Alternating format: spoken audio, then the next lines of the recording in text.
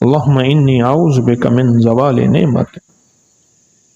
بڑے لوگوں کو دیکھا، ایسا زوال آیا پھر نسلیں نہیں پنپ سکے، ایسا زوال ہے. ایک صاحب مجھے یاد ہے، اس وقت ویگن کا 6 روپے کرایہ لگتا تھا. وہ بناتے تھے، یہ جالیاں نہیں ہوتی پی ٹرپ کی، ہاتھوں میں پی ٹرپ کی جالیاں، یہ پیتل کی بناتے تھے. ان کی فیکٹری تھی، فرنس وغیرہ فیکٹری تھی.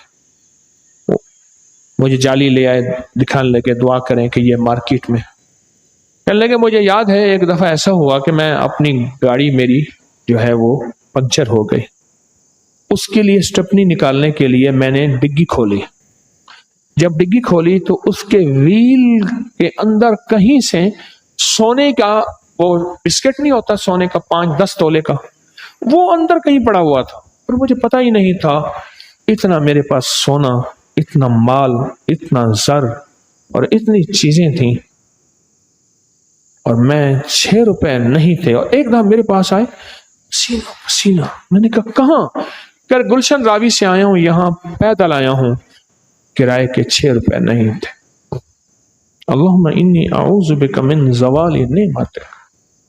اللہ مجھے ایسے وقت سے بچا جب نعمتوں کا مجھ پہ زوال آ جائے اور نعمتیں مجھ سے چھن جائیں اور میں زندگی میں ذلیل خوار ہو جاؤں اور لوگ میری نام کو لینا ناپسند، ملنا ناپسند کریں اور میرا مذاق کریں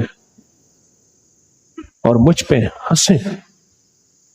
یہ دعا یاد رکھ لیں، 3 دفعہ پڑھ لیں ہر نماز کے بعد، صبح شام پڑھ لیں، پر دل کی کیفیتوں کے ساتھ، اندر کے درد کے ساتھ، سچے جذبے کے ساتھ اس دعا کو پڑھ لیا کریں. بہت زیادہ کمال چیز ہے، بہت حیرت انگیز چیز ہے.